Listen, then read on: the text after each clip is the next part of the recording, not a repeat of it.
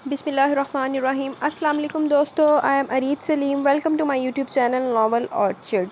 कैसे हैं आप सब लोग जी। तो गाइस, पहले तो सॉरी कि कल मैंने ये नावल स्टार्ट करना था मगर कर नहीं सकी क्योंकि मेरा न्यू फ़ोन आया है, तो वो बस उसकी सेटिंग समझने में, उसको फ़ोन को अंडरस्टैंड करने में मुझे थोड़ा सा टाइम लग गया। फिर आपको पता है जब फ़ोन चेंज करो तो डाटा ट्रांसफ़र करना होता है, उसके बाद अकाउंट्स, फिर बैकअप, फिर इस तरह करते करते ना परसों रात भी निकल गई, कल का सारा दिन भी लग गया, आज का सारा दिन भी लग गया, क्योंकि फिर बैकअप में भी बहुत सारी ऐसी चीज़ें आ जाती हैं जो चाहिए नहीं होती और फिर उसको भी डिलीट करना होता है।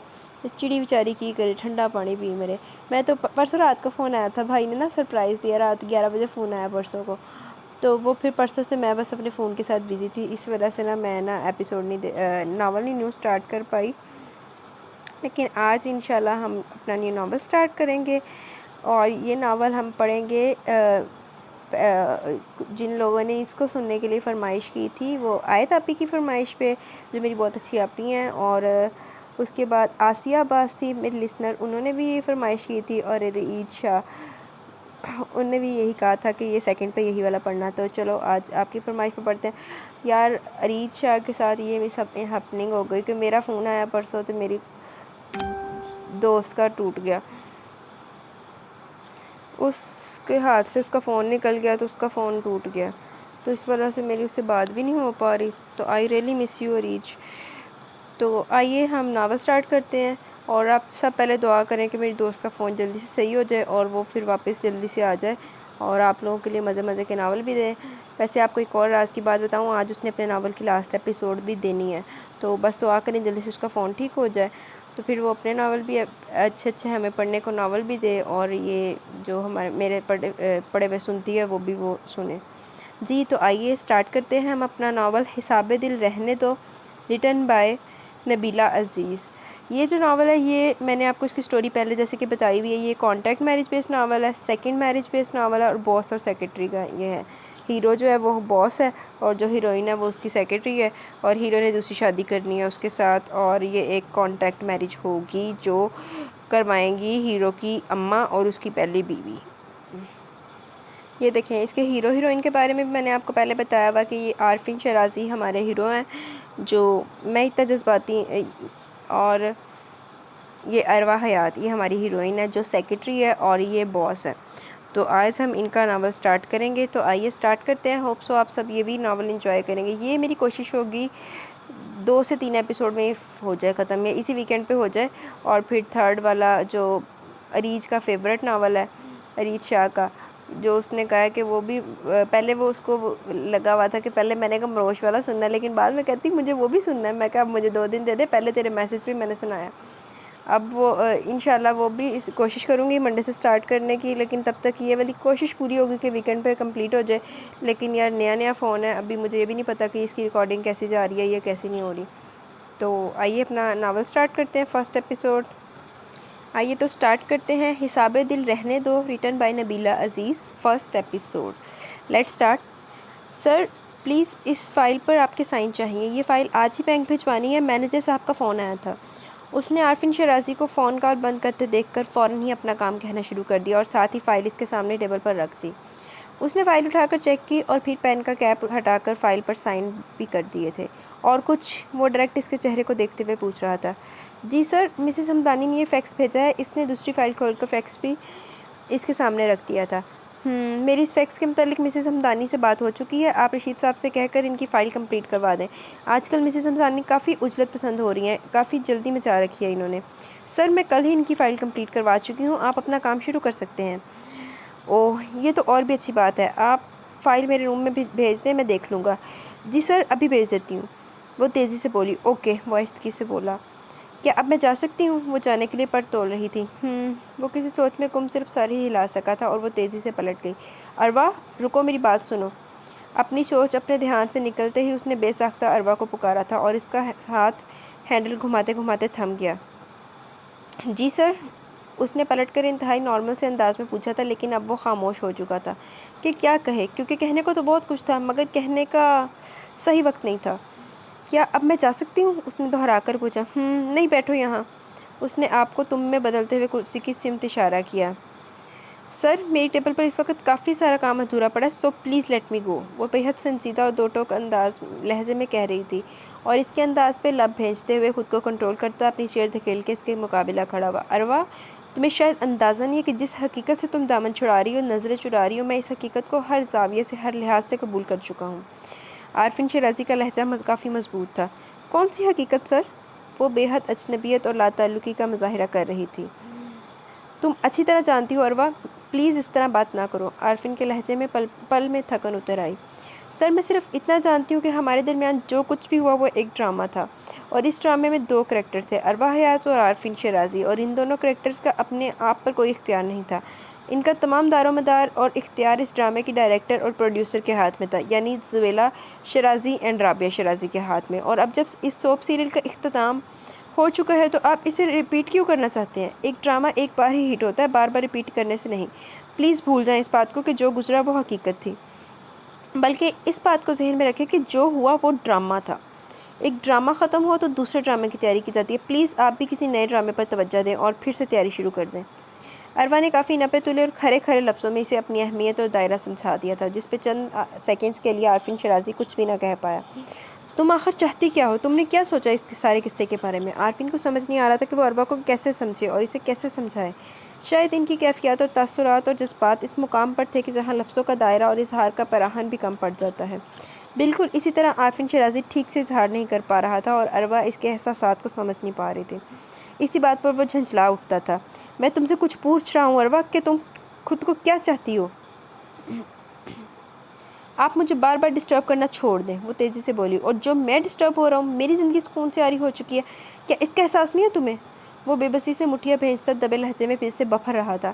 سر آپ اپنے ذاتی معاملات میں مجھے مت گھسیٹا کریں، میں آپ کی پی اے ہوں، میرا تعلق آپ کے کاروبار، آپ کے آفس اور آپ کے دیگر کاموں سے، آپ کی ذات سے میرا کوئی تعلق نہیں، اور پلیز وقت بے وقت کوئی ڈرامہ کریٹ کرنے سے پہلے یہ سوچ لیں کریں یہ آفس ہے، آپ کا بیڈ روم نہیں۔ شٹ اپ اروا، جسٹ شٹ اپ۔ عارفین شیرازی کا ہاتھ اٹھا لیکن پھر اس نے اپنے ہاتھ کو فضا میں ہی روک لیا۔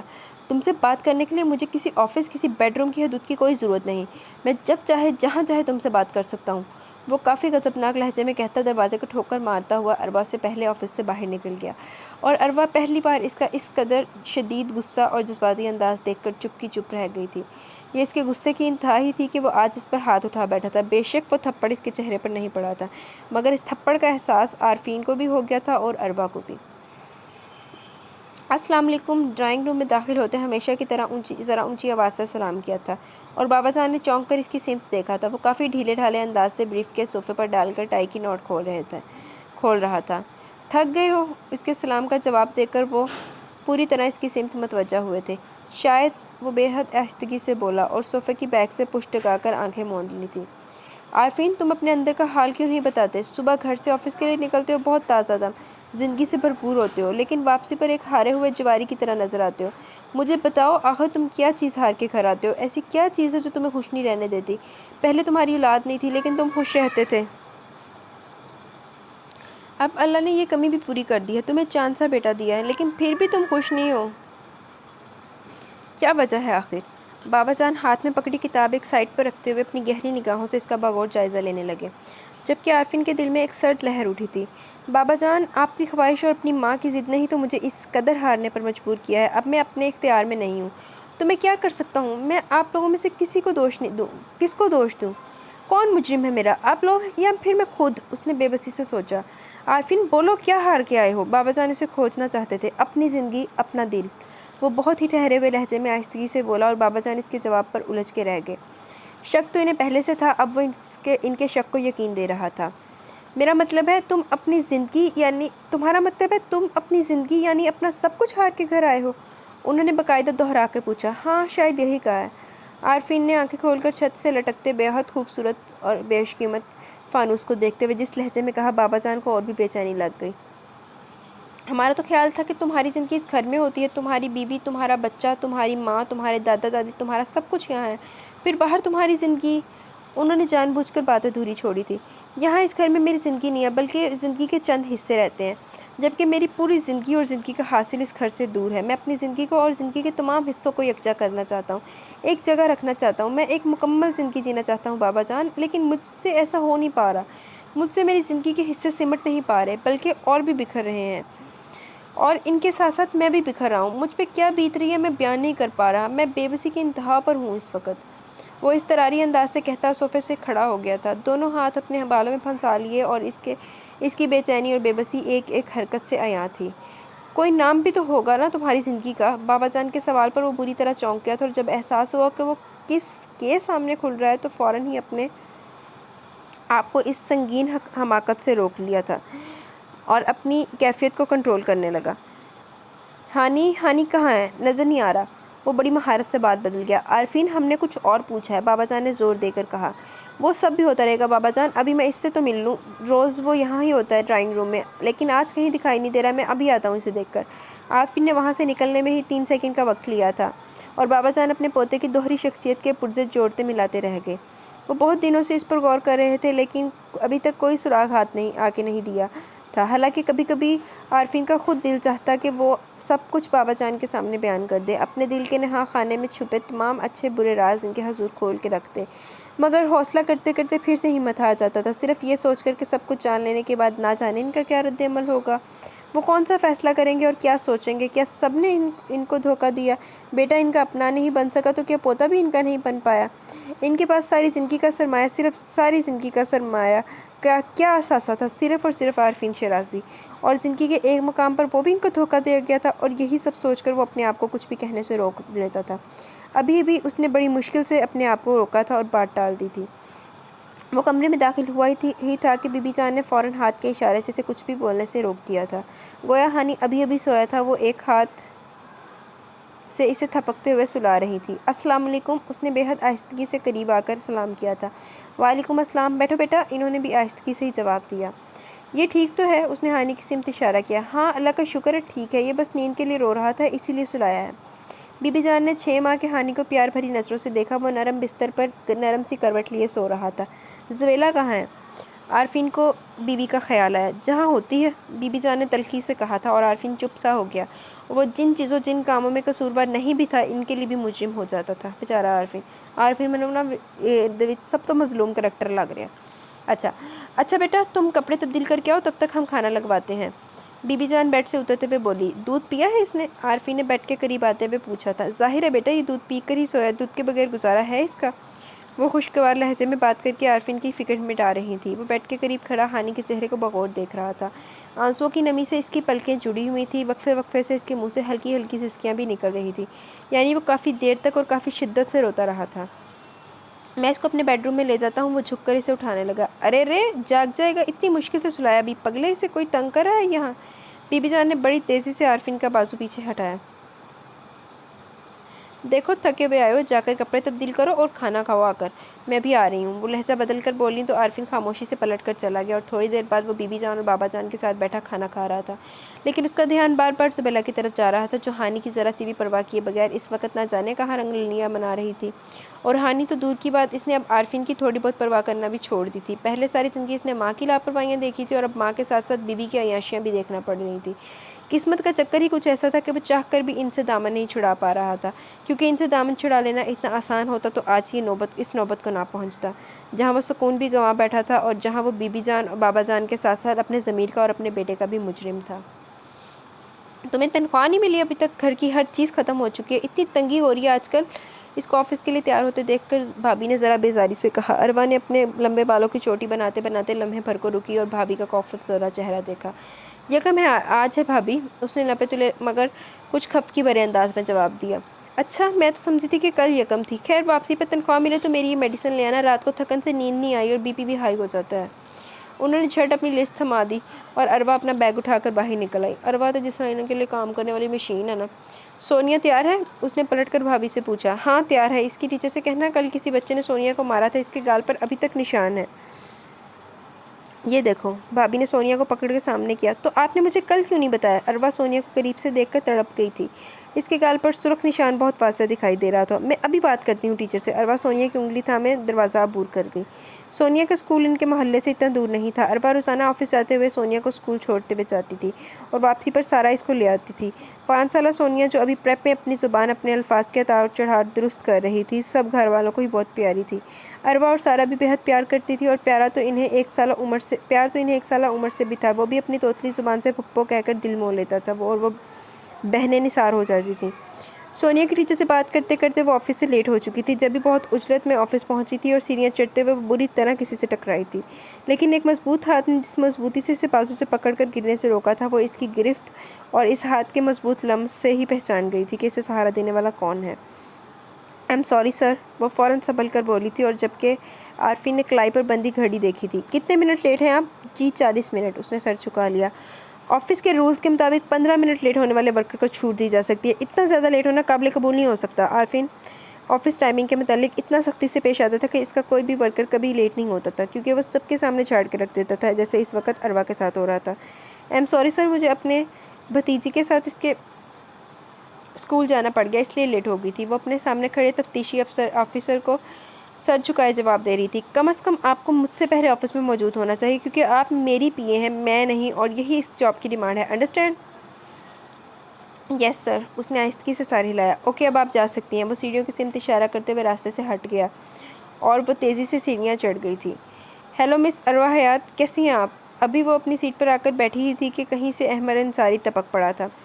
"اللہ کا شکر ہے ٹھیک ہوں میں"، وہ انتہائی لاپرواہی سے کہتی اپنی ٹیبل کی دراز کا لاک کھول کر ضروری فائلز نکالنے لگی۔ "صبح ہی صبح باس نے اچھا نہیں کیا، کم از کم آپ کو اندر تو آنے دیتے، وہیں سیڑھیوں پر ہی کلاس لینا شروع کر دی"۔ احمد انصاری ہمدردی جتا رہا تھا، لیکن اروا ایسی کسی بھی ہمدردی کو خاطر میں نہیں لاتی تھی۔ وہ ایک باشعور اور سمجھدار لڑکی تھی۔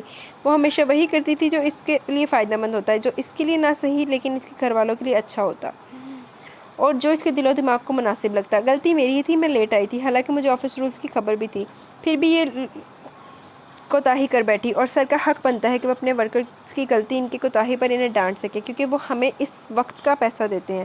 وقت کے ضیاع پر نقصان انہی کا ہوتا ہے، ہمارا نہیں۔ اروا نے ایک مضبوط سی دلیل دے کر احمد انصاری کی بولتی بند کر دی۔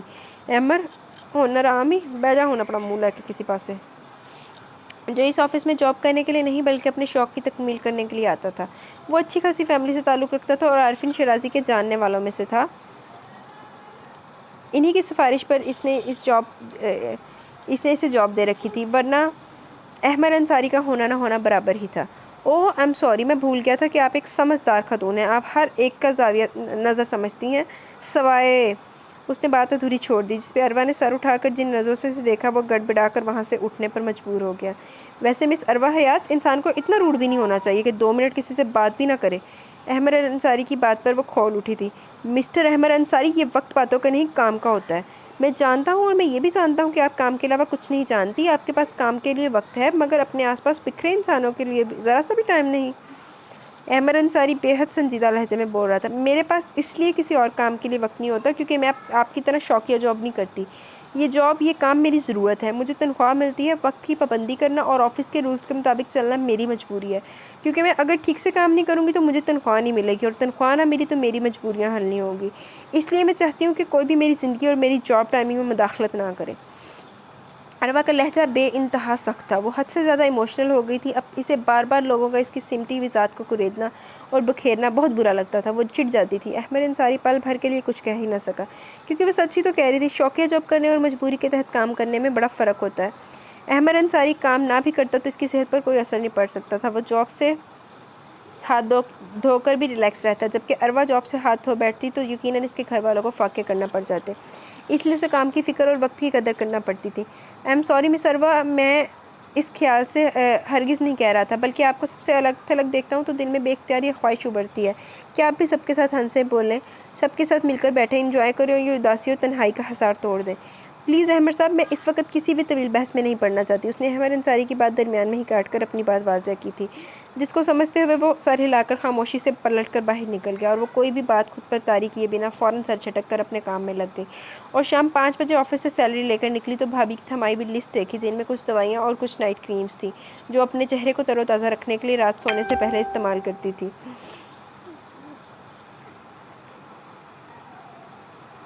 اس نے گھر کی سمت رخ کرنے کی بجائے مارکیٹ کی سمت رخ کیا۔ بھابھی کی مطلوبہ اشیاء لینے کے بعد بھائی کے لیے فروٹ لیا، جوس، بسکٹ اور چاکلیٹ، سونیا کے لیے لے لیے تھے۔ سارا کی چپل نہیں تھی، اس کے لیے چپل پسند کی اور بھائی کی پسندیدہ ڈش بنانے کے لیے قیمہ بھی بنوا لیا تھا۔ ذہن میں جو ضروری کام تھے وہ نپٹا لیے، البتہ باقی رقم سے ابھی بجلی، گیس اور سونیا کی فیس کے بل بھی جمع کروانا تھے۔ انہی کا حساب کتاب کرتی سارا سامان اٹھائے وہ کسی ٹیکسی یا رکشے کے انتظار میں سڑک پر آ کھڑی ہوئی۔ اس وقت شام کے 6 بج رہے تھے۔ شام کا سیاہ آنچل مزید سیاہ رنگ میں رنگتا جا رہا تھا اور سورج کی سنہری جسم افق کی گود میں چھپ کر گہری نیند لینے کا تمنائی ہو رہا تھا۔ اس کی یہ تمنا ماحول میں عجیب سی افسردگی کا رس کھول رہی تھی۔ اداسی پوری فضا میں رچی تھی، لوگ پنچھیوں کی طرح اپنے اپنے آشیانوں کو لوٹ رہے تھے۔ سڑک کا کشادہ سینہ گاڑیوں کے ٹائروں سے دھڑک رہا تھا، ہر ایک کو سب سے پہلے آگے نکلنے کی اور اپنے گھر جانے کی جلدی تھی۔ کئی رنگین اور شوخ مزاج رومانٹک مرد جاتے سگنل کے قریب کھڑے بچے سے اپنی بیویوں کو خوش کرنے کے لیے پھولوں کے گچھے بھی لیتے جا رہے تھے، اور وہ بچہ مسکراتے ہوئے خوشی خوشی پھول بیچ رہا تھا، صرف اس احساس سے کہ آج وہ بھی اچھی کمائی کر کے گھر جائے گا، اس کے گھر والوں کی ضرورت بھی پوری ہوگی۔ اور اس پھول بیچنے والے بچے کی اس خوشی کو دیکھ کر اروا کے دل میں ایک گہری ہوک اٹھی تھی اور جسم کا رواں کھڑا ہو گیا۔ صرف اتنی سی سوچ سے کہ گھر والوں کی ضرورت پوری کرنے کے لیے انسان اتنا مجبور ہوتا ہے کہ اپنا آپ بھی بیچ دیتا ہے، اپنا جسم، اپنے احساسات اور اپنے جذبات بھی پیسوں میں تول دیتا ہے، کبھی کبھی اپنی خواہشوں کو پورا کرنے کے لیے اور کبھی کبھی گھر والوں کی ضرورت پورا کرنے کے لیے، اور وہ بچہ تو محض پھول ہی بیچ رہا تھا۔ اروا اس بات کو سوچتے ہوئے کانپ اٹھی تھی، اس کے ماتھے پر پسینے کے قطرے نمودار ہو گئے تھے، دل بے انتہا گھبرایا اور اپنی غیر ہوتی حالت کو سنبھالتی وہ قریب رکنے والی گاڑی سے اچانک ڈر کے پیچھے ہٹی۔ آؤ میں ڈراپ کر دیتا ہوں، کافی دیر ہو چکی ہے۔ عارفین کی بھاری آواز کافی قریب سے ابھری تھی، وہ اپنی سوچ اور موجودہ ماحول سے چونک کر اس کی سمت متوجہ ہوئی۔ وہ گاڑی کا شیشہ فولڈ کر رہا تھا۔ نو تھینکس سر، میں چلی جاؤں گی۔ اس نے بیگ ایک ہاتھ سے دوسرے ہاتھ میں منتقل کرتے ہوئے سختی سے انکار کر دیا۔ ٹائم بہت ہو چکا اور اس اسٹاپ پر رش بھی بہت ہے، تمہیں دیر ہو جائے گی۔ عارفین نے اصرار کیا، وہ چند لمحے ہی صحیح اسے اپنے پاس اپنے قریب دیکھنا چاہتا تھا۔ آئی ایم سوری سر، میں عارضی سہارے نہیں اپنانا چاہتی، اللہ حافظ، وہ کہہ کر اس طرف بڑھ گئی جس طرف سے مخصوص ہارن دیتی لوگوں سے کھچا کھچ بھری بس آ رہی تھی، اور پھر عارفین کے دیکھتے ہی دیکھتے اس پرہجوم بس اور دھکم پیل میں سوار ہو گئی تھی۔ عارفین کا خون غصے سے اور اذیت کے احساس سے جل کر سیاہ ہو گیا۔ اس نے تل ملا کر اسٹیئرنگ پر ہاتھ دے مارا۔ میرے ساتھ ہی ایسا کیوں ہوا؟ سب آزاد ہو گئے اور میں قید میں آ گیا۔ بے بسی نے جیسے اس کے غصے اور اس کی سوچ کو مفلوج کر ڈالا۔ گھر آ کر ہمیشہ کی طرح وہ تھکے تھکے سے انداز میں صوفے پر ٹھہر گیا تھا، لیکن اس سے پہلے کہ وہ اس اذیت، اس بے بسی کو دل کی دیواروں پر نقش ہوتا محسوس کرتا، اچانک قریب ہی ہانی کے رونے کی آواز سنائی دی تھی۔ وہ ساری تھکن اور کوفت بھلائے فوراً سیدھا ہوا تھا۔ ارے نہیں نہیں نہیں یار، رونا نہیں، شاباش، نہیں رونا۔ اس نے فوراً بیبی کوٹ میں سوئے ہانی کو اٹھا لیا تھا۔ وہ بیدار ہونے کے بعد رونے کا سٹارٹ لے چکا تھا اور اسے چپ کروانا بے حد مشکل کام تھا، مگر آج وہ باپ کی صورت دیکھ کر خود بخود ہی خاموش ہو گیا تھا۔ 6 ماہ کا ہانی عارفین شیرازی کی شب و روز کا مرکز تھا۔ وہ اپنے بیٹے کی ذرا سی تکلیف پر تڑپ اٹھتا تھا، خود تھکن ہونے کے باوجود وہ اس کے ہر چیز کا دھیان رکھتا، اس کی بھرپور نیند، اس کے صاف ستھرے کپڑے، اس کے فیڈرز، نپل کی صفائی اور اس کے پیمپرز اور نیپی وغیرہ بھی وہ ملازمہ سے پوری توجہ سے کرواتا تھا تاکہ وہ کسی بھی چیز سے ڈسٹرب نہ ہو۔ کبھی جو ہانی آفس سے واپسی پر روتا ہوا ملتا تو پھر عارفین کا سارا غصہ زویلا پر ہوتا تھا یا پھر اپنی ماں رابعہ شیرازی پہ، مگر زویلا کو رابعہ شیرازی کی سپورٹ حاصل تھی، اس لیے وہ عارفین کے غصے کو کافی لائٹ لیتی تھی، اسے ہانی کی بالکل پرواہ نہیں تھی۔ البتہ کبھی کبھار اگر وہ موڈ میں ہوتی تو خوب پیار محبت کا مظاہرہ دیکھنے کو ملتا۔ آج تک ہانی کے باپ کی محبت ہی میسر آئی تھی۔ وہ 6 ماہ کا معصوم بچہ ماں کے ہوتے ہوئے بھی ماں کے وجود اور ماں کی محبت سے محروم تھا، اور اسی چیز پر عارفین کا خون پہرو جلتا تھا اور اپنی بے بسی پر وہ اکثر بفر بھی جاتا تھا، مگر ماں کے ساتھ بدمزگی پیدا کرنا بھی اسے اچھا نہیں لگتا تھا۔ وہ کئی بار اپنے آپ کو انتہائی قدم اٹھانے سے روک لیتا تھا۔ ہانی کی پیدائش سے پہلے وہ اتنا بے بس نہیں تھا جتنا اب ہو گیا تھا، اور نہ ہی اسے اس طرح جلنے کڑنے کی عادت تھی جیسے اب ہو چکی تھی، لیکن پھر بھی گزارا تو کرنا ہی تھا۔ عذرا، ہانی کا فیڈر لے کر آؤ، اسے بھوک لگی ہے۔ عارفین نے ملازمہ کو آواز دی۔ آج بی بی جان واپس گاؤں جا چکی تھی اور بابا جان بھی ان کے ساتھ ہی گئے تھے، لیکن ان کی آمد اکثر و بیشتر ہوتی رہتی تھی۔ پہلے بی بی جان صرف ڈاکٹر سے چیک اپ کے لیے شہر آتی تھی، لیکن اب وہ ہانی سے ملنے کے لیے بھی آ جاتی تھی۔ زویلا کہاں ہے؟ عذرا سے ہانی کا فیڈر لے کر وہ اپنی بیگم کے بارے میں پوچھ رہا تھا۔ جی، وہ اوپر بیڈ روم میں آرام کر رہی ہیں، عذرا نے آہستگی سے بتایا۔ اس وقت وہ گھر پہ؟ اسے حیرت ہوئی تھی۔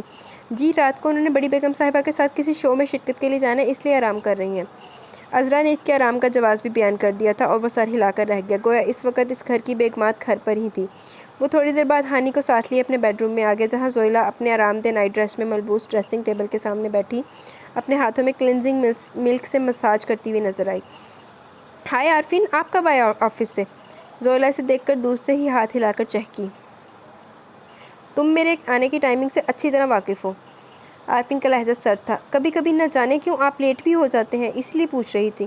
زویلا کا لہجہ البتہ بہت سے معنی لیے ہوئے تھا۔ عارفین کے وجود میں غصے کی ایک تیز لہر امڑی تھی، لیکن اس سے پہلے کہ وہ کچھ بولتا، دروازے پر دستک دے کر رابعہ شیرازی اندر داخل ہوئی۔ زویلا بیٹا، تم کتنے بجے گھر سے نکل رہی ہو؟ وہ زویلا کی طرف متوجہ تھی۔ عارفین ہانی کو بیڈ پر لٹا کر اپنے بوٹوں کے تسمے کھولنے لگا۔ ٹھیک 8 بجے نکلوں گی، حال میں پہنچتے ہوئے 9 ساڑھے 9 تو بج جائیں گے، شو 10 بجے شروع ہوگا۔ وہ دونوں آپس میں مقررہ وقت ٹائم مقرر کر رہی تھی اور عارفین ان کو اگنور کیے اپنے کام میں لگا ہوا تھا۔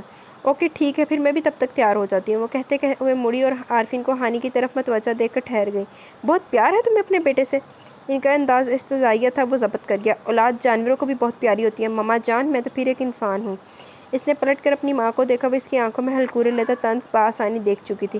لیکن حد سے زیادہ پیار ہمیشہ بگاڑ پیدا کر دیتا ہے، چاہے کسی سے بھی ہو۔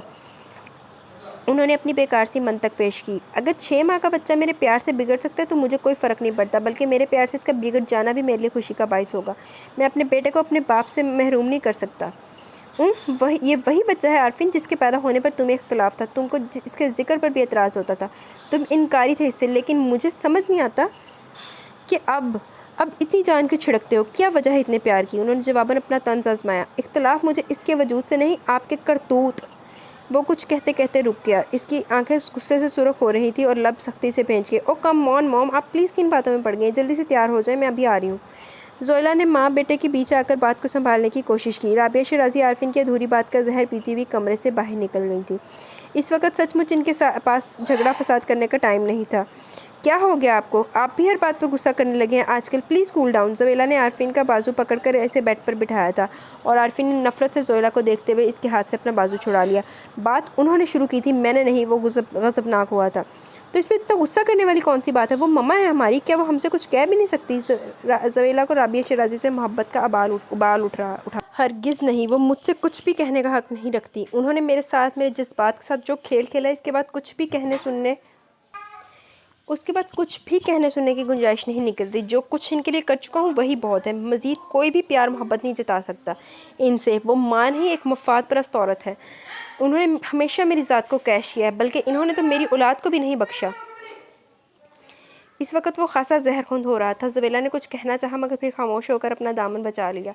وہ مزید کچھ کہہ کر اس کے غصے کو ہوا نہیں دے سکتی تھی، ٹائم کافی کم تھا اس کے پاس اور ابھی اس نے تیار بھی ہونا تھا۔ وہ چپکے سے اٹھ کر واش روم میں گھس گئی تھی۔ اب کیسی طبیعت ہے آپ کی؟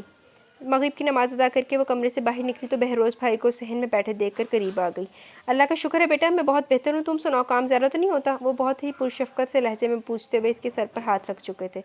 نہیں، کام تو روزانہ ہی معمول کے مطابق ہوتا ہے، اور ویسے بھی اتنے سے کام سے بھلا تھکن کیسی؟ عروہ ان کی تسلی کے لیے مسکرائی تھی، کیونکہ اسے پتہ تھا کہ وہ اکثر اس کے بارے میں ہی سوچتے رہتے ہیں۔ انہیں یہی فکر ہوتی تھی کہ وہ اکیلی نازک سی لڑکی اس گھر کا بوجھ اٹھاتے اٹھاتے تھک جائے گی۔ آج کل کی مہنگائی کے دور میں مرد گھروں کا بوجھ اٹھاتے ہوئے ہاتھ تھک جاتے تھے، تو وہ تو پھر نازک اندام لڑکی تھی جس کا جسم بھی نازک تھا اور جذبات بھی نازک تھے، بس حوصلہ اور ہمت مضبوط تھی۔ بیٹا تھکن بھی ہو ہی جاتی ہے، تمہاری جو عمر سہیلیوں کے ساتھ ہنسی مذاق اور خوشگوار خواب دیکھنے کی تو وہ تم نے میری بیماری کا علاج کرنے اور گھر کا بوجھ اٹھانے میں لگا رکھی ہے۔ اب اپنا آپ بھلا کر سب کا خیال رکھتی ہو، یہ صرف تمہارا حوصلہ اور ہمت ہے، ورنہ اتنا آسان نہیں ہوتا۔ میں جب کام کرتا تھا تو واپسی پہ اتنا تھک جاتا تھا کہ تم لوگوں کے ساتھ کچھ دیر بیٹھ کر ٹھیک سے بات بھی نہیں کر پاتا تھا، بس یہی کوشش ہوتی کہ تھوڑا آرام کر لوں، مگر تمہیں میں نے آج تک ایسا کرتے نہیں دیکھا۔ تم سب کو ان کے حصے کا ٹائم دیتی ہو، چاہے وہ سونیا ہو، عمر ہو، اور چاہے امی جان یا پھر میں خود۔ وہ آج کافی باریک بینی سے عروہ کی خوبیاں جانچ رہے تھے اور عروہ کا سر جھک گیا۔ بھائی دراصل یہ چاہتی ہوں کہ گھر میں کوئی یہ محسوس نہ کرے کہ آپ بیمار ہیں، میں سب کو یہ احساس دلانا چاہتی ہوں کہ آپ بالکل ٹھیک ہیں، آپ کی موجودگی، آپ کی صحت، آپ کی تسلی میرے لیے بہت اہم ہے۔ وہ ان کا ہاتھ تھامتے ہوئے کچھ روحان سی ہو گئی۔ بیٹا میں مر بھی جاؤں تو تمہارا یہ احسان نہیں اتار سکتا۔ وہ مشکور ہونے لگے۔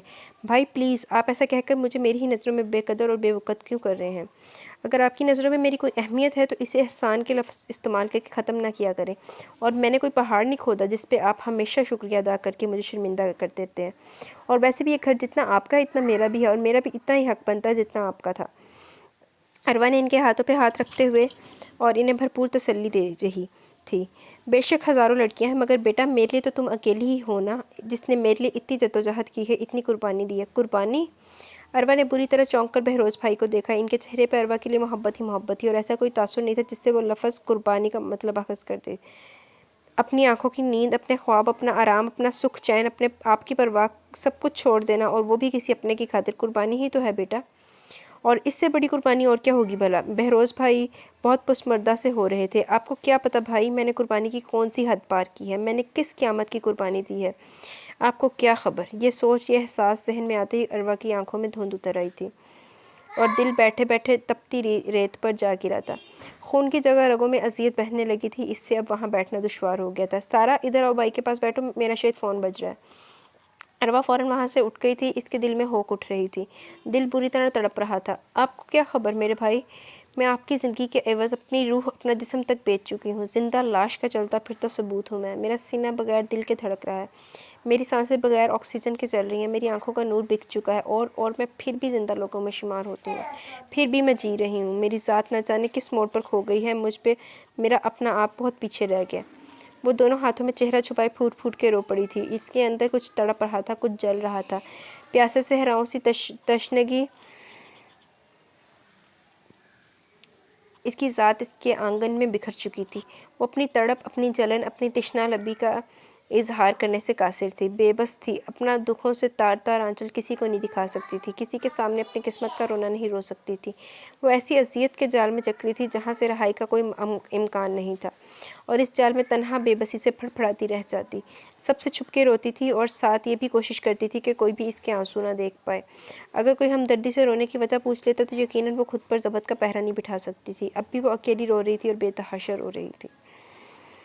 हानि के लिए खुश्क दूध के डब्बे, पैम्पर्स के नए फीडर, नए कपड़े, टिश्यू के बंडल और बच्चों की ज़रूरत की और भी दीगर अशिया वगैरह लेकर वो स्टोर के से निकल कर अपनी गाड़ी की सिमत बढ़ रहा था जब कदम ठिठक कर रुक गए।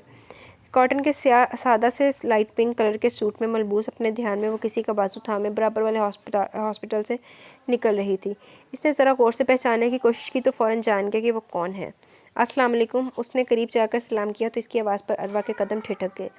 आरफिन शराजी इसके रूबरू खड़ा था, लेकिन सलाम वो इसकी अम्मी को कर रहा था। अरे शराजी साहब, कैसे हैं आप? अरवा की अम्मी भी इसे पहचान गई थी। सलाम का जवाब देने के बाद इसका हाल अहवाल पूछने लगी।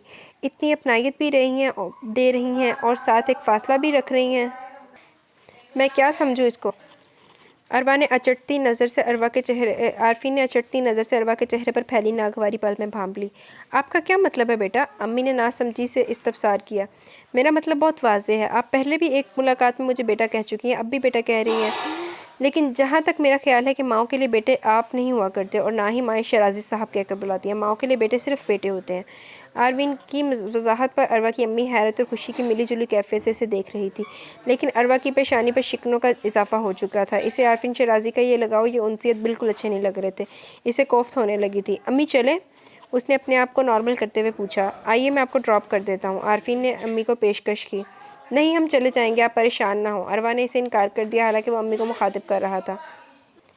इसमें परेशानी वाली कौन सी बात है? माँ जी आप ठहरे, मैं गाड़ी निकालता हूँ। आरफिन इनको मज़ीद इनकार का मौका दिए बिना फ़ौरन पलट गया था, लेकिन अम्मी और अरवा की निगाहें बैक वक्त आरफिन के हाथों में पकड़े बैग से टकराईं, जिनमें बचकाना इस्तेमाल और ज़रूरियात की चीज़ें थीं, जिनके बारे में अम्मी ने गाड़ी में बैठते ही इस्तफसार कर दिया था। ये चीज़ें किसके लिए बेटा? कहीं चोरी छुपे बाप तो नहीं बन बैठे और हमें बताया भी नहीं? इनका सवाल अरवा के दिल पर और आरफिन के असाब पर एक बच्ची सी चला गया। वो इनको जवाब देने के लिए अल्फाज तलाशता रह गया। दरहकीकत वो अरवा के सामने इस सवाल का जवाब देने की हिम्मत अपने अंदर मजतमा नहीं कर पा रहा था। अरे बेटा, कहाँ खो गए हो? जी कहीं नहीं। आपको शायद पता नहीं चला, 6 माह पहले हमें अल्लाह ताला ने बेटा दिया था। आप तो माशाल्लाह 7 माह का होने वाला है। इसकी शॉपिंग और ज़रूरत की चंद चीज़ें लेने के लिए आया हूँ था। हर संडे को इसी के साथ बिज़ी रहता हूँ। आरफी ने बहुत हिम्मत से करके कह ही डाला और खिड़की से बाहर देखती अरवा के चेहरे पर गहरे करब का साया लहरा के गुजर गया, जो अम्मी से तो पोशीदा ही रहा, मगर बैक व्यू मिरर से देखते आरफिन से मुख्फी ना रह सका। अच्छा बेटा, ये तो अल्लाह ने बड़ा ही करम किया आप लोगों पे, मेरी तरफ से बहुत बहुत मुबारक हो आप सबको। मुझे तो सच पता ही नहीं चला और इस पगली अरवा ने भी नहीं बताया, वरना मैं मिठाई लेकर ज़रूर आती। आप लोगों के बहुत एहसान है हम पर, ख़ास तौर पर ज़वेला बेबी और राबिया बहन के। अम्मी और आरफिन की बातें अरवा को बेहद नागवार गुजर रही थी और फिर आरफिन मौजू گفتگو بدلنے کی خاطر امی کی طبیعت اور بہروز بھائی کی صحت کے متعلق باتیں کرنے لگا تھا۔ اپنے گھر کے قریب آ کر گاڑی سے اترتے ہوئے عروہ نے گہری نظروں سے عارفین شیرازی کے بیٹے کی شاپنگ کے بیگز دیکھے۔ اس کی نظروں کا زخمی پن وہ بآسانی محسوس کر سکتا تھا۔ جب ہی اللہ حافظ کہتے ہی فوراً گاڑی ریورس کر کے پلٹ کے چلا گیا۔ آفس سے واپسی پر گھر میں قدم رکھا تو خلاف معمول خاصی چہل پہل کا احساس ہوا۔ پھر برآمدے میں کھیلتے سونیا اور گڈو کو دیکھ کر اس چہل پہل کی وجہ بھی سمجھ آ گئی، یعنی یسریٰ اپی تشریف لائی ہوئی تھی۔ عروہ اپنے اور سارہ کے مشترکہ کمرے میں گئی، بیگ رکھا، چادر اتار کر دوپٹہ اوڑھا اور پھر سادہ چپل پہنتی ہوئی بہروز بھائی کے کمرے میں آ گئی، جہاں یسریٰ اپی اپنے دونوں بچوں کے ساتھ موجود تھی۔ ان کا تیسرا بچہ گڈو باہر کھیل رہا تھا۔ السلام علیکم اپی، کیسی ہیں؟ عروہ بہت عرصے بعد بہن سے مل رہی تھی۔ میں ٹھیک ہوں، اللہ کا شکر ہے، تم سناؤ گڑیا کیسی ہو؟ یسریٰ اپی اٹھ کر عروہ سے گلے ملی تھی۔ میں بھی ٹھیک ہوں، عظیم بھائی کہاں ہیں؟ وہ کیوں نہیں آئے؟ وہ یسریٰ کے شوہر کا پوچھ رہی تھی۔ وہی چھوڑنے آئے تھے، دوپہر کا کھانا بھی یہیں کھا کر گئے ہیں، تمہارا بھی پوچھ رہے تھے امی سے، یسریٰ نے مسکرا کر بتایا۔ لیکن اتنی جلدی کیوں چلے گئے؟ وہ بھی آج رات رک جاتے۔ انہوں نے کسی ضروری کام سے لاہور جانا تھا، اس لیے جلدی چلے گئے، پرسوں آ جائیں گے۔ تم سناؤ، بہت کمزور اور تھکی بھی لگ رہی ہو، یسریٰ اپی نے اس کا ہاتھ تھامتے ہوئے محبت سے پوچھا تھا۔ عروہ بے ساختہ چپ سی ہو گئی تھی کہ میرے چہرے، میرے وجود پہ نہ جانے کیسی تھکن ہے جو ہر ایک کو پہلی نظر میں نظر آ جاتی ہے، اور وہ اس تھکن کو باوجود کوشش کے چھپا نہیں پا رہی تھی اور نہ ہی لفظوں میں بیان کر پا رہی ہو۔ جامد چپ اور گہری تنہائی کے عالم میں وہ اپنی ہی ذات کے غلام گردشوں میں چکرا رہی تھی، جہاں سے اس کا ہاتھ تھام کر اسے اس کیفیت سے نکالنے والا کوئی بھی نہیں تھا۔ عشاء کی نماز کے بعد وہ اپنے بستر پر لیٹی ہی تھی کہ وہ بھی اس کے پاس ہی آ بیٹھی۔ سارہ اپنے نوٹس وغیرہ بنانے میں مصروف تھی اور امی، بھائی اور بھابھی کے کمرے میں بیٹھی ہوئی تھی۔ ان کی یہ روٹین تب سے چلی آ رہی تھی جب سے بہروز بھائی بیمار ہوئے تھے۔ وہ رات کو کچھ دیر ان کے پاس ضرور بیٹھتی۔ عروہ تم جانتی ہو، آج مجھے بہروز بھائی نے بلایا، انہوں نے ہلکی سی تمہید باندھی۔ کیوں، خیریت ہے؟ عروہ کو پریشانی ہوئی۔ ہاں خیریت ہی ہے، دراصل وہ چاہتے ہیں کہ تم اب اپنے گھر کی ہو جاؤ، کیونکہ شادی کے لیے یہی عمر موزوں ہوتی ہے۔ یسریٰ اپی نے استفسار پہ مزید کوئی تمہید باندھے بغیر سیدھی سیدھی بات کہہ ڈالی، اور ان کی بات پہ عروہ ایک دم سناٹے میں آ گئی۔ اس کے کانوں میں سائیں سائیں ہونے لگی، دل و دماغ ایک دم منہ کے بل گرے تھے، اور رگوں میں دوڑتے لہو کی رفتار ایک جھٹکے سے رکی اور نبض بے دم ہو کر رہ گئی۔ شادی؟ وہ زیر لب بڑبڑائی۔ یہ لفظ اسے بچھو کی طرح زہریلا لگا تھا۔ ہاں، بہروز بھائی کہتے ہیں کہ اب وہ پہلے سے بہتر ہیں اور ایک دو لوگوں کے کام کے لیے بھی کہہ چکے ہیں، یقیناً ان کو کام مل جائے گا، تب تک تمہاری بات طے ہو جائے اور بعد میں شادی کی تیاری شروع کر لیں گے۔ لیکن ابھی تو وہ پوری طرح سے ٹھیک بھی نہیں ہوئے، اور وہ اتنی جلدی کام کیسے کر سکتے ہیں؟ اور ویسے بھی جب اتنا مشکل زمانہ ہم گزار چکے ہیں، تھوڑا وقت اور سے یقیناً اللہ بہتر حل نکالے گا۔ اتنا عرصہ علاج کروانے اور احتیاط کرنے کے بعد ہم اینڈ پہ اگر آ کر ایسی جلد بازی کیوں کریں؟ ہماری زندگی کے سب کاموں سے زیادہ بھائی کی زندگی اور صحت ہمارے لیے بہت زیادہ اہم اور ضروری ہے یسریٰ اپی۔ عروہ بات کرتے ہوئے بمشکل اپنے اعصاب کنٹرول کر پائی تھی، ورنہ دل و دماغ کی سنگت بہت بے ربط ہو رہی تھی۔ تمہاری پریشانی بھی بالکل بجا ہے عروہ، لیکن بہروز بھائی بھی اپنی جگہ بالکل ٹھیک سوچ رہے ہیں۔ آج کل کے دور میں اتنے اچھے پرپوزل کب ملتے ہیں، اور ویسے بھی جرار تمہیں پسند کرتا ہے۔ کیا؟ جرار کا نام سن کر وہ حیرت سے بھونچ کر رہ گئی۔ ہاں، یہ پرپوزل جرار اور بھابھی کی مرضی سے آیا ہے، وہ بھی چاہتی ہیں کہ تم جرار کی دلہن بنو، اور کسی نہ کسی حد تک امی اور بہروز بھائی بھی اس رشتے پر خوش ہیں۔ لیکن اس کے باوجود فیصلے کا اختیار تمہارے ہاتھ میں ہے، وہ تمہاری مرضی کے خلاف کچھ بھی نہیں کرنا چاہتے، مگر پھر بھی میں چاہوں گی کہ تم اس نہج پر سوچتے ہوئے سمجھداری سے کام لو، کیونکہ آج جو اچھے پرپوزل تمہارے نہ چاہنے کے باوجود آ رہے ہیں، کل کو وقت ہاتھوں سے پھسل گیا تو یہی پرپوزل تمہارے جانے پر بھی نہیں آئیں گے۔ یسریٰ اپی اپنے بڑے پن کا پورا ثبوت دے رہی تھی، اور وہ زندگی کے بے بس مقام پر کھڑی اپنے دماغ کو معاف ہوتا محسوس کر رہی تھی۔ یسریٰ اپی فیصلے کی ڈور اس کے ہاتھ میں تھما کر جا چکی تھی، اور وہ ایک نئے امتحان کے لیے اپنی ہمتیں متجمع کرنے لگی۔ اس نے اپنا آپ آنسوؤں کے ہاتھوں میں سونپ دیا تھا، اسے یوں لگ رہا تھا کہ اب زندگی کا دائرہ اس پر مزید تنگ ہوتا جا رہا ہے، اب اس کے سامنے پل صراط ہے، اور وہ پہلے ہی قدم پر جھٹکا کھا کے آگ اور اذیت کے گہرے کنویں میں جا گرے گی۔ اور سچ مچ وہ رات بھر اپنے آپ کو اسی کنویں میں تڑپتے ہوئے دیکھتی رہی، جہاں کوئی بھی اس کے کام نہیں آ سکتا تھا، جہاں صرف اور صرف اچھے اعمال کا وجود کام کر سکتا تھا۔ لیکن اچھے اعمال کے لیے وہ اپنے گزشتہ حالات پر نگاہ دوڑاتی تو یقیناً سہم جاتی، دل و دماغ پر خوف سا طاری ہو جاتا تھا، اور اپنے آپ کو مزید سزا دینے کے لیے تیار کرنے کا سوچتی، ایک ایسے گناہ کے لیے جو اس نے کر کے بھی نہیں کیا تھا، اور شاید یہی کر کے نہ کرنے کا دکھ ہی اس کو رات رات بھر رلاتا تھا۔ اور وہ اتنی بات بہادر لڑکی اپنے ماضی کے سمندر میں اترتی تو بے حد کمزور پڑ جاتی تھی، وہ خزاں رسیدہ پتے کی مانند ہو جاتی، اسے پھر کچھ یاد نہیں رہتا۔ آج بھی ایسا ہی ہوا تھا، اس کی سوچ اور ماضی کا ہاتھ فجر کی اذان کے وقت چھوٹا تھا، مؤذن کی آواز پر۔ روئی روئی سرخ آنکھیں، سپاٹ چہرہ، سرد انداز اور حرکتیں بہت نپی تلی سی تھی، جو کسی سنگین طوفان کا پیش خیمہ لگ رہی تھی۔ آفس میں میٹنگ ہونے کی وجہ سے عارفین اس طوفان کا ٹھیک سے اندازہ نہیں کر پا رہا تھا۔ 1.5-2 گھنٹے میٹنگ میں گزر گئے تھے، اس کے بعد اس کی کسی سے ملاقات کی اپائنٹمنٹ تھی۔ پھر لنچ ٹائم بھی موقع نہیں مل سکا، مگر اندر ہی اندر اس کا اضطراب اور بے چینی بڑھتی رہی تھی۔ شام 5 بجے کے قریب جب وہ سب سے آخری فائل کی تفصیلات لے کر روم میں آئی تو عارفین 1 سیکنڈ کی بھی تاخیر کیے بغیر اپنی چیئر دھکیل کے اٹھ کھڑا ہوا، اور اروا سے پہلے وہ اس کے قریب آ کھڑا ہوا تھا، لیکن پھر بھی وہ فائل کھول کر اسے کام کی ڈیٹیل بتانے لگی۔ رشید صاحب کا کہنا ہے کہ کل آپ سائٹ پر کام کریں گے اور تمام مزدوروں کے ساتھ آپ کو ایک میٹنگ رکھنا ہوگی، کیونکہ جیسا کام پہلے ہوتا تھا چند دنوں سے ویسا کام نہیں ہو رہا، اور یہ افریدی برادرز کی مارکیٹ کا نقشہ تیار ہو چکا ہے۔ اگر آپ چاہیں تو اس میں پلیز اروا، میں یہ سب نہیں سننا چاہتا، مجھے وہ بتاؤ جو تمہارے اندر زہر گھول رہا ہے، جس کی اذیت تمہارے چہرے پر تحریر ہے۔ اس نے جھنجھلا کر کہتے ہوئے فائل اس کے ہاتھ سے لے کر دور اچھال دی تھی۔ اروا کا سر جھک گیا، وہ 2 قدم پیچھے ہٹتے ہوئے گہری سانس لے کر رہ گئی۔ اس نے شاید اپنے اور عارفین کے درمیان فیصلہ رکھنا چاہا، لیکن عارفین نے دونوں ہاتھوں سے اسے کندھوں سے تھام لیا تھا۔ وہ اس کے مضبوط شکنجے کے باعث اپنی جگہ سے مزید ہلنے کے قابل نہیں رہی۔ اروا، میں نہیں چاہتا کہ تم مجھے کوئی درجہ دے کر یا پھر اہم جان کر اپنا مسئلہ شیئر کرو۔ میں بس اتنا چاہتا ہوں کہ مجھے ایک انسان ہونے کے ناطے اور انسانیت کے تحت ہی صحیح پلیز اپنی پرابلم بتاؤ، اپنا مسئلہ شیئر کرو۔ کیوں خود پہ اتنے کڑے کھول چڑھا رہی ہو؟ کیوں تنہا عذاب جھیل رہی ہو؟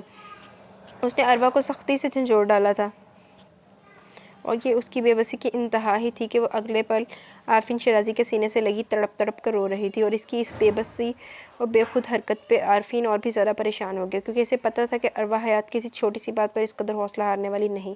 مسئلہ یقیناً اس کے اختیار سے باہر تھا۔ چند لمحے یوں ہی گزر گئے، وہ دونوں خاموش تھے، مگر ان دونوں کی کیفیات بول رہی تھی۔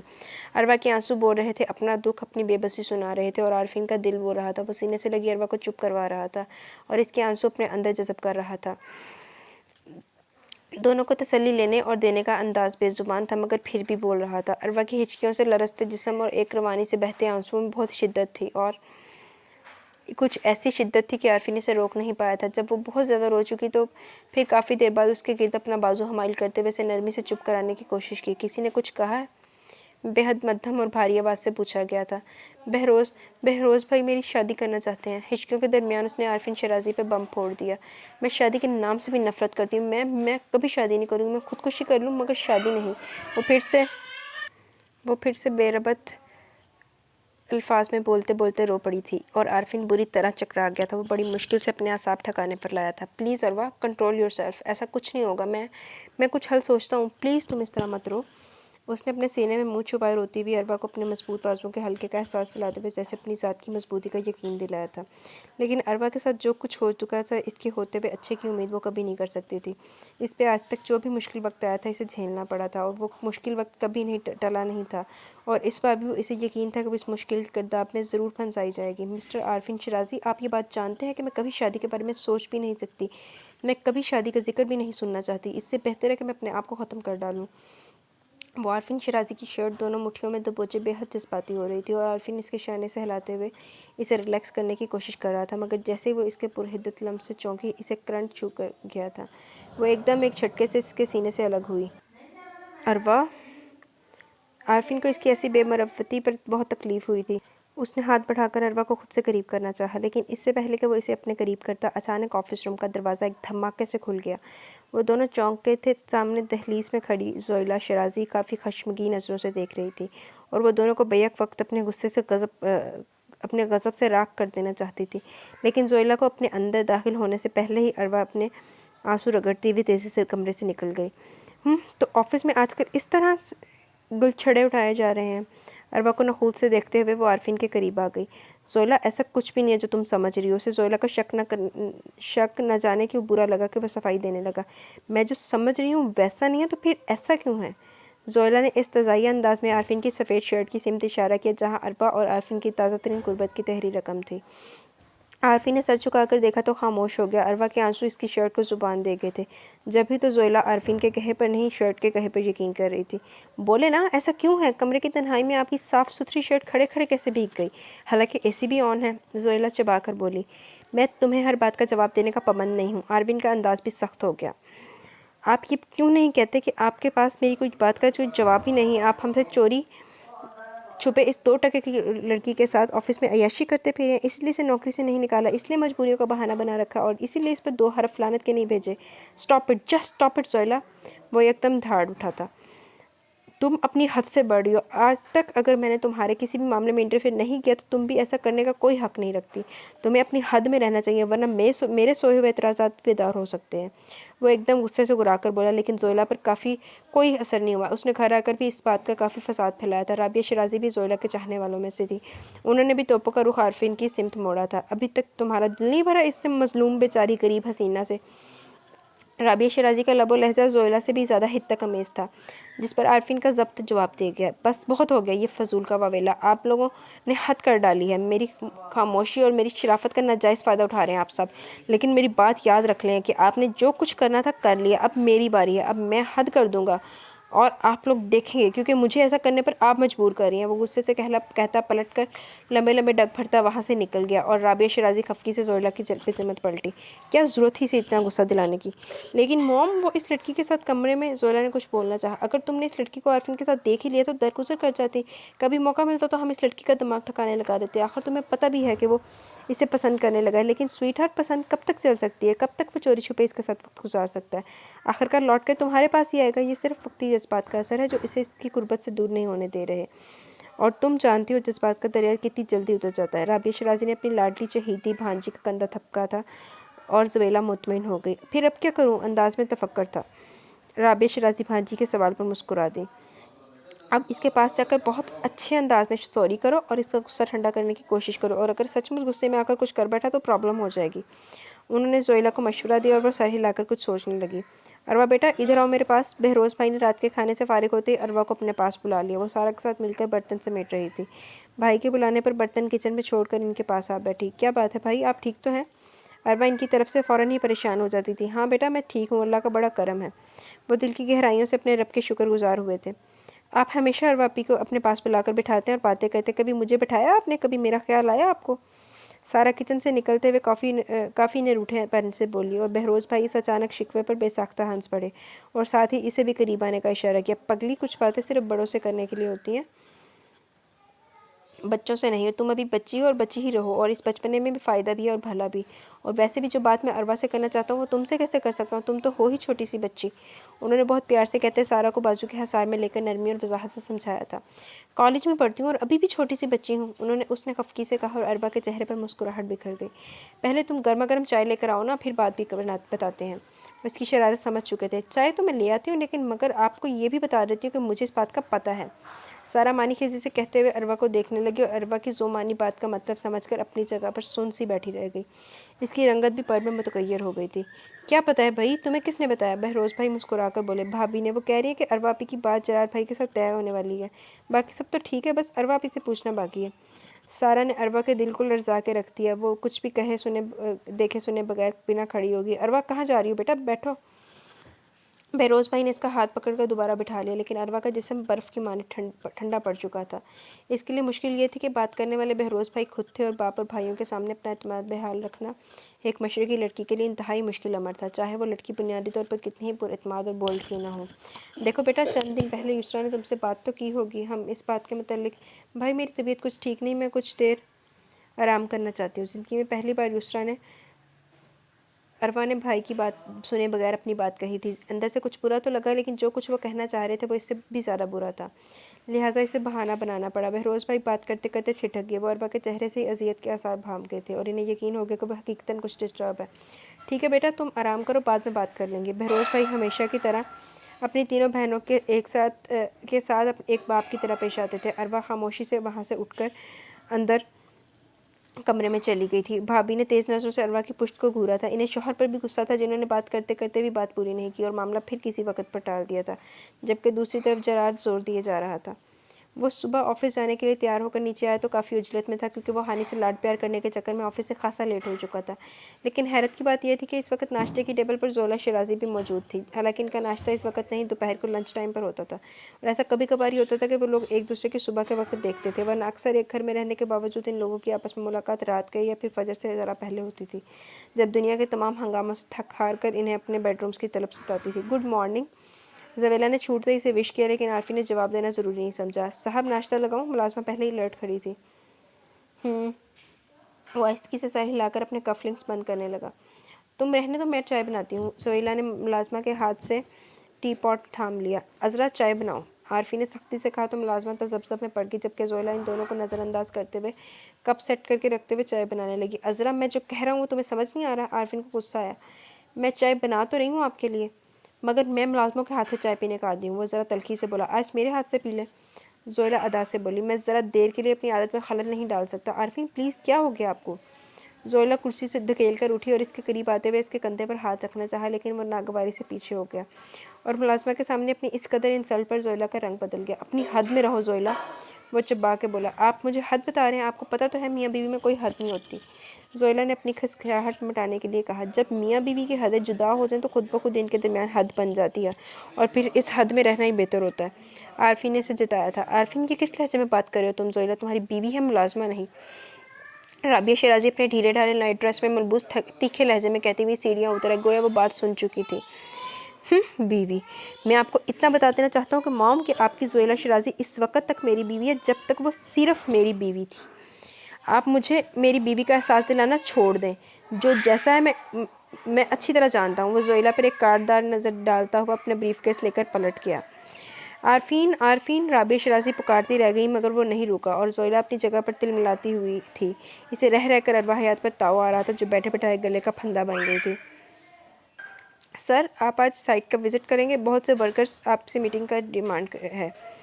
اروا نے اندر آتے ہی آج کا اہم کام بتانا شروع کیا، یہ دیکھے اور سوچے بغیر کہ وہ سن بھی رہا ہے یا نہیں۔ سر، مسز ہمدانی والا پروجیکٹ بھی آج کل آپ کی توجہ چاہتا ہے۔ مینیجر صاحب بتا رہے ہیں کہ مسز ہمدانی کو مٹیریل میں تھوڑا اعتراض ہوا تھا۔ شاید وہ آپ سے کچھ ڈسکس کرنا چاہتی ہیں۔ اس نے دوسرا اہم کام بھی بتایا تھا، لیکن اس پر چونک گئی تھی کیونکہ دوسری طرف مکمل خاموشی تھی، اور اسی خاموشی سے ذرا ٹھٹک کر اس نے نظریں اٹھا کر عارفین کی سمت دیکھا۔ وہ کرسی کی بیک سے ٹیک لگائے مسلسل چھت کو گھور رہا تھا۔ اس کی خوبصورت پلکیں، جن کی خوبصورتی کا اعتراف وہ خود بھی کرتی تھی، بس ایک ہی جگہ ساکت ہوئی لگ رہی تھیں اور آنکھیں کسی پتھر کا سا احساس لیے ہوئے تھیں، اور خود وہ اتنا خاموش تھا کہ اروا کو اس کی حالت سے ذرا سا خوف محسوس ہوا اور وہ بے ساختہ اسے مخاطب کرنے پر مجبور ہو گئی۔ سر، آپ ٹھیک تو ہیں؟ آج بہت عرصے بعد اس کے لہجے میں پہلے والی اروا بولی تھی، لیکن دوسری طرف اس کا انداز ہمس تھا جس پر اسے مزید تشویش ہوئی تھی۔ سر، آپ ٹھیک تو ہیں نا؟ اس نے آگے بڑھ کر عارفین کے بازو کو چھوا تھا اور اس کا لمس عارفین کی رگ و جان میں گہرے سکون کی مانند اترا تھا۔ میں بہت تھک گیا ہوں اروا۔ اس کی تھکن اس کے انداز سے نہیں، اس کے ایک ایک حرف سے عیاں ہو رہی تھی۔ اروا کا ہاتھ اس کے بازو پہ رکا تھا۔ اس نے فوراً ہاتھ کھینچنے کی کوشش کی، مگر عارفین نے اس کا ہاتھ نرمی سے تھام کر اپنی پتھر آنکھوں پر رکھ لیا تھا۔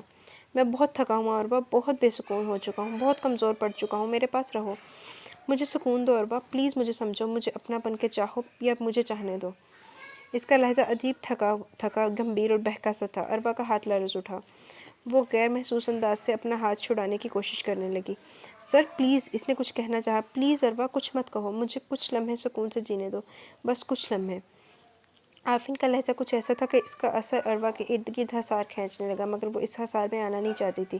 گو کہ پہلے بھی ان دونوں کے درمیان بہت سے کمزور لمحے آئے تھے اور ان کمزور لمحوں میں بہت کچھ ہوا تھا، مگر اب وہ کوئی بھی کمزور لمحہ افورڈ نہیں کر سکتی تھی اور نہ ہی ایسا کچھ چاہتی تھی۔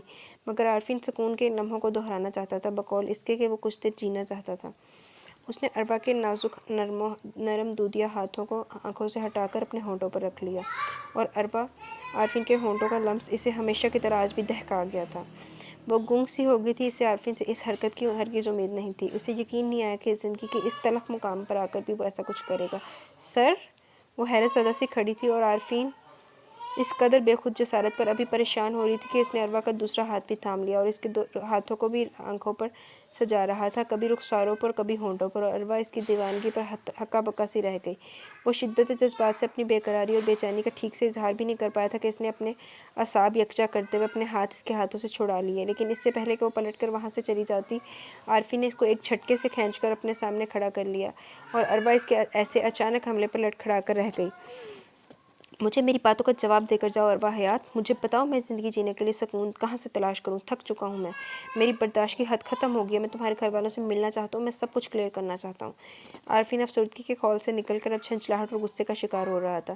سر، آپ کی باتوں کا جواب سیدھا سا ہے، آپ اپنی زندگی جینے کے لیے سکون اپنی بیوی اور بچے میں تلاش کریں، اپنی تھکن اپنی بیوی سے شیئر کریں اور بھول جائیں کہ آپ میرے گھر والوں سے مل کر کچھ کلیئر کریں گے۔ جب تک میں نہیں چاہوں گی کچھ نہیں ہوگا، ورنہ آپ کی برداشت کی حد نہیں، میری برداشت کی حد ختم ہو جائے گی، اور آپ مجھے کمزور سمجھ کر اپنے قریب لانے کی یا پھر تنہائی کا فائدہ اٹھانے کی کوشش مت کیا کریں، ورنہ میں ریزائن بھی دے سکتی ہوں، چاہے میں کتنی ہی مجبور کیوں نہ ہوں۔ وہ غصے اور سختی سے کہتی ہوئی عارفین کے ہاتھ اپنے بازو سے جھٹک کر باہر نکل گئی اور عارفین نے ایک زوردار مکہ اپنی ٹیبل پر دے مارا اور کرسٹل ٹیبل چکنا چور ہو کر دور تک بکھر گئی۔ اس کا دل چاہا کہ وہ ایک چیز تہس نہس کر دے۔ اس کے اندر بہت سا غبار جمع تھا۔ وہ اس قدر ڈسٹرب تھا کہ ہانی کو ساتھ لے کر گاؤں چلا اور اس کی اچانک آمد پر بابا جان اور بی بی جان خوشی سے نہال ہو گئے تھے۔ میں صدقے جاواں میرا دونوں پتر ایک ساتھ آئے نے۔ بی بی جان نے فوری ان دونوں کا صدقہ دیا تھا۔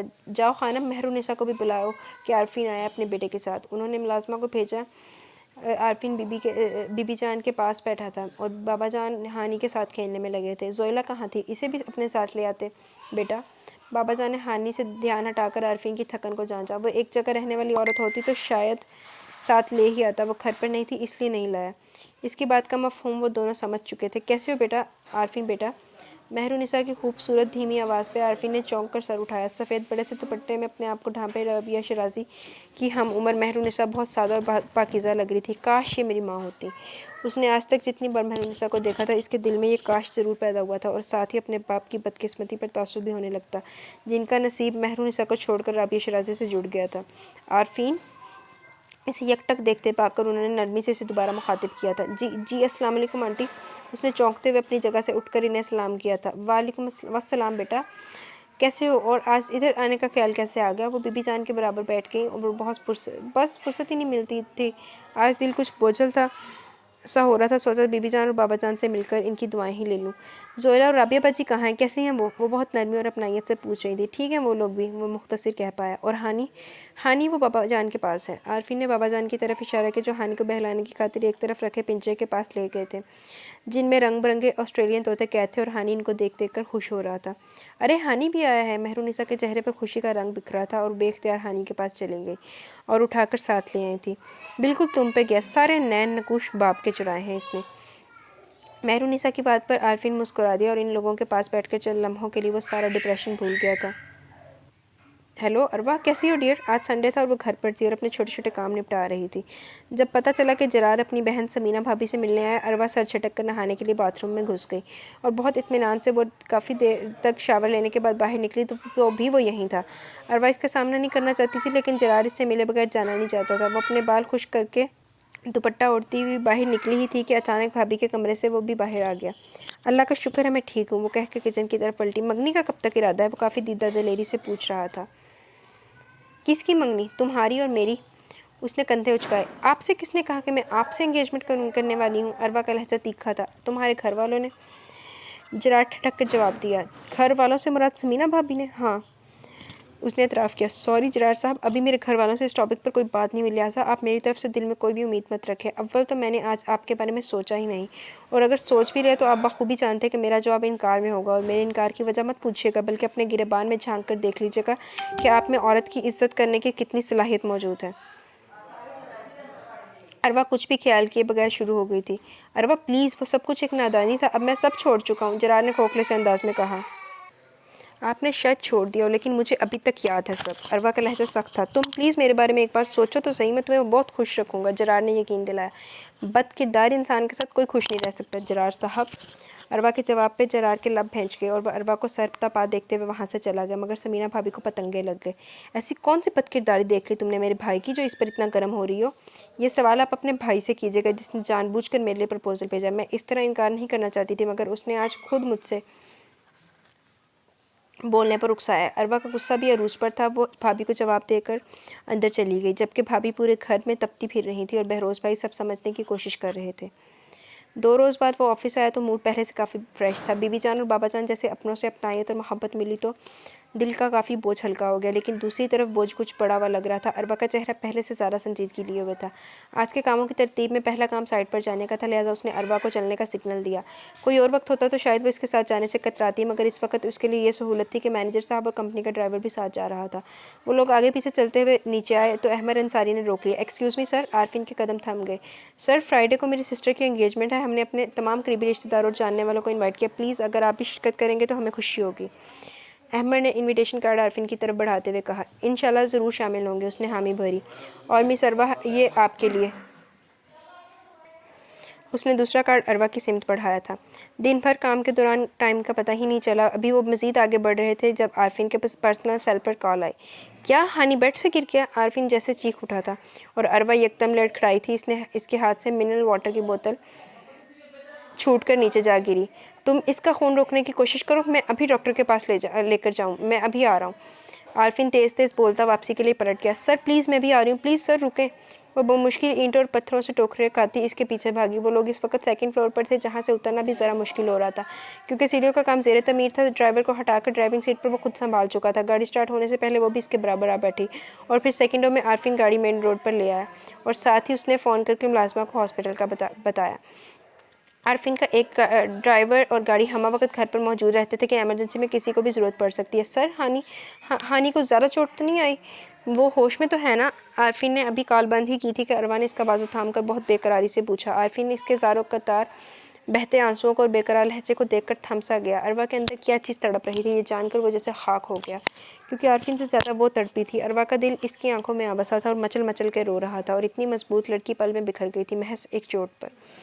عارفین کو اس کی بے قراری پہ کافی اذیت کا احساس ہوا لیکن پھر خود کو سنبھال لیا۔ ڈونٹ وری، معمولی سی چوٹ ہے، ٹھیک ہو جائے گا۔ اس نے اپنے بازو پر رکھے اس کے ہاتھ کو نرمی سے تھپکا۔ آپ کے لیے معمولی سی چوٹ ہے مگر اروا کچھ کہتے کہتے رک گئی اور پھر گھٹ گھٹ کر رونے لگی۔ اس کا یہ رونا ہاسپٹل پہنچنے تک جاری رہا۔ گاڑی سے اترتے ہی وہ تقریباً بھاگتے ہوئے اندر گئے تھے۔ عارفین اپنی مطلوبہ جگہ پر پہنچا تو قدم تھم گئے جبکہ اروا کے بے قرار قدم پتھر کے ہو گئے تھے۔ سامنے ہی زبیلہ شیرازی ہانی کو گود میں لیے اس کے زخم پر پٹی کروا رہی تھی اور قریب ہی ان کی ملازمہ عذرا کھڑی تھی۔ عذرا روتے بلکتے ہانی کو لے کر ہسپتال جا رہی تھی۔ جب گیٹ سے اندر داخل ہوتی زویلہ گاڑی سے اتر آئی اور پھر عذرا کے ساتھ اسے ہاسپٹل لے آئی تھی۔ ہانی کی نڈھال سسکیاں اروا کے قدموں سے لپٹ رہی تھیں مگر اروا کے قدم واپس مڑ چکے تھے۔ عارفین نے ہانی کی دیکھ کر اروا کو دیکھا، وہ منظر سے ہٹ چکی تھی۔ اس کی ساری بے قراری اور سارے آنسو اپنی اپنی جگہ پر برف ہو گئے تھے۔ سینے کے اندر دل کی جگہ پھر سے ایک پتھر آ گرا تھا اور اس پتھر کی نارمل سی بے رنگ اور بے رونق دھڑکنیں پھر سے چل نکلی تھیں۔ کچھ دیر پہلے والی اروا ہاسپٹل کے اس دروازے کے بیچوں بیچ کھڑی رہ گئی تھی جہاں وائٹ کلر کی نکر اور شرٹ میں ملبوس چھوٹا سا ہانی نڈال ہو جانے کے بعد مرہم پٹی کروا رہا تھا۔ اس کی ماں اس کے پاس تھی، اس کا باپ اس کے پاس تھا، پھر وہاں اروا کا کیا کام؟ بہت دیر بعد وہ لوگ ہانی کو لے کر باہر نکلے تو عارفین کی نظریں اروا کو ڈھونڈ رہی تھیں مگر وہ کہیں نہیں تھی۔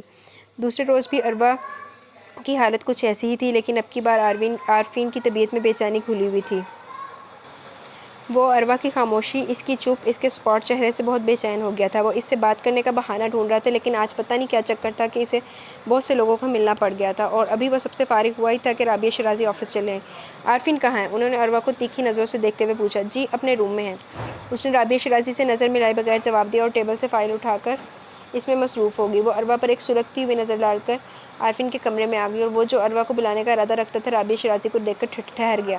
بیٹھیے، اس نے مروت انہیں مخاطب کر کے کہا، ورنہ بہت دنوں سے ان ماں بیٹے کے آپس میں بات چیت بند تھی۔ مجھے 2 لاکھ روپے کی ارجنٹ ضرورت ہے۔ اس نے بغیر کسی تمہید کے اپنی آمد کی وجہ بتائی۔ کیش یا چیک؟ رابعہ شیرازی کی توقع کے خلاف اس نے بغیر کچھ پوچھے ہی کہہ دیا، کیش۔ اوکے، آپ میری پی اے سے رابطہ کر لیں، وہ آپ کو ابھی کیش ڈلیور کروا دے گی۔ مجھے تمہاری پی اے کے منہ لگنے کی کوئی ضرورت نہیں ہے لیکن یہ کام وہی کر سکتی ہے۔ عارفین کو رابعہ شیرازی کے انکار پر غصہ آیا۔ تم چاہتے کہ وہ آخر میں جا کر اسے روپے مانگو؟ رابعہ شیرازی بھی غصے میں آ گئی۔ وہ انسان ہے، جانور نہیں مما جان۔ وہ تمہاری رکھیل ہے اور میں اس کے سامنے ہاتھ نہیں پھیلانا چاہتی چاہے وہ رقم میرے سگے بیٹے کی کیوں نہ ہو۔ انہوں نے ایک آگ کا شعلہ تھا جو عارفین کے جسم پر لگا دیا تھا۔ جواباً وہ دھاڑ اٹھا۔ آپ کی بھانجی جو آج کل ہر مردوں کے ہاتھ کا کھلونا بنی ہوئی ہے، جس نے طوائفوں کو بھی مات دے رہی ہے، اس کے بارے میں آپ کا کیا خیال ہے مما؟ آپ نے آج اروا کے لیے یہ لفظ کہا ہے، آئندہ ایسا کچھ کہا تو ہرگز برداشت نہیں کروں گا۔ آپ کی جگہ اس وقت کوئی اور ہوتا تو نہ جانے کیا حشر کر ڈالتا۔ عارفین کا چہرہ غیظ و غضب سے سرخ پڑ گیا اور آنکھیں بھی لہو رنگ ہو گئی تھیں۔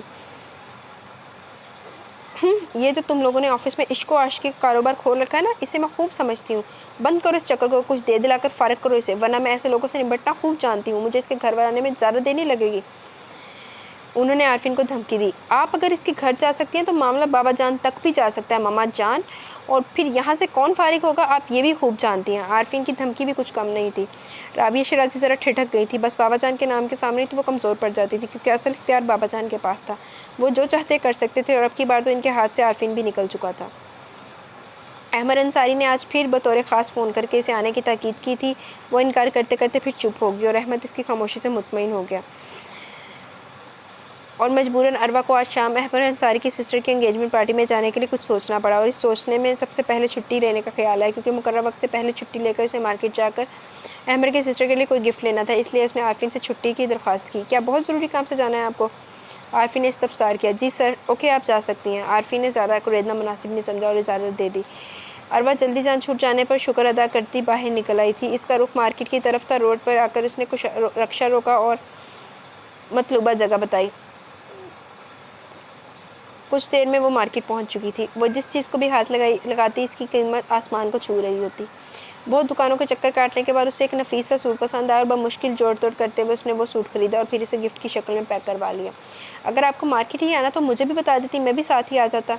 وہ شاپ سے باہر نکل رہی تھی جب عارفین ٹکرا گیا۔ چونکہ وہ بھی انوائٹ تھا اس لیے اروا کی طرح گھر جانے سے پہلے اس نے بھی گفٹ لینے کا سوچا۔ کیا آپ میری ہیلپ کر سکتی ہیں؟ عارفین کی نظریں اروا کے چہرے پر ثبت تھی۔ آپ اس کام میں کافی ٹرینڈ ہیں، آپ کو ہیلپ کی کیا ضرورت؟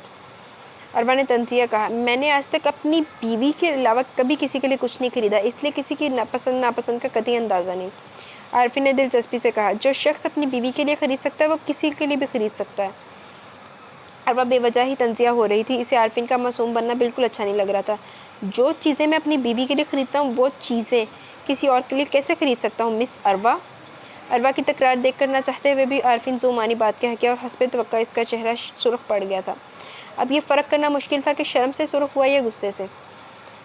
آپ اپنی حد سے بڑھ رہے ہیں سر، وہ دبے دبے لہجے میں بولی۔ میری حد کو آپ ہی تو قید رہی ہیں، بار بار میری بیوی کا مقابلہ دوسروں سے کر رہی ہیں۔ اب میں یہ بھی نہ بتاؤں کہ میں نے آج تک اپنی بیوی کے لیے کیا کچھ خریدا ہے؟ عارفین نے اروا کی بولتی بند کر ڈالی تھی۔ آئیے پلیز میری تھوڑی سی ہیلپ کروا دیجیے۔ عارفین نے اروا کا ہاتھ تھامتے ہوئے آگے بڑھنے کی کوشش کی۔ اروا کیسی ہو ڈیئر؟ عارفین کے عقب سے نکل کر کوئی سامنے آ گیا تھا۔ جرار؟ اروا کا رنگ متغیر ہو گیا جبکہ جرار عارفین کے ہاتھ میں دبے اروا کے ہاتھ کو دیکھ رہا تھا، جس پر اروا بری طرح چکرا گئی، لیکن عارفین نے اس کا ہاتھ پھر بھی نہیں چھوڑا۔ لگتا ہے کافی بیزی ہو، جرار نے تمسخرانہ لہجے میں کہا تھا۔ اوکے پھر کبھی ملاقات ہوگی، بائے۔ وہ خباثت سے مسکراتا ہوا وہاں سے ہٹ گیا، لیکن اروا کی حالت گیر ہو گئی۔ اروا پلیز سنبھالو اپنے آپ کو، وہ انسان تھا، کوئی بھوت نہیں جو تمہیں کھا جائے گا۔ وہ انسان نہیں، شیطان ہے، انتہائی ذلیل شخص ہے وہ۔ اروا اپنا ہاتھ چھڑاتی تیزی سے پلٹی۔ لیکن کچھ بتاؤ تو صحیح، کون تھا وہ؟ عارفین الجھ رہا تھا۔ میری بھابھی کا بھائی ہے وہ، اسی نے میرے لیے پرپوزل بھیجا تھا اور میں نے انکار کر دیا۔ اروا اسے مختصر بتاتی وہاں سے بھاگ نکلی تھی، اسے پتہ تھا کہ وہ ضرور کوئی فساد پیدا کرے گا۔ جی تو گائز آج کی ایپیسوڈ یہاں پہ اپنے اختتام کو پہنچی۔ کیسی لگی آپ کو یہ ناول، کیسی لگی اس کی ایپیسوڈ؟ تو اپنی رائے کا اظہار ضرور کریں۔ انشاءاللہ ملیں گے کل ود نیو ایپیسوڈ۔ آج کے لیے اتنا ہی، باقی ابھی دیکھتے ہیں کہ یہ پتہ نہیں ویڈیو کیسی ریکارڈ ہوئی ہے، کیونکہ اس فون کے ساتھ یہ میرا فرسٹ ایکسپیرینس ہے، تو اگر کوئی غلطی ہو تو اس کے لیے پیش کی معذرت۔ تو انشاءاللہ ملیں گے کل ود نیو ایپیسوڈ۔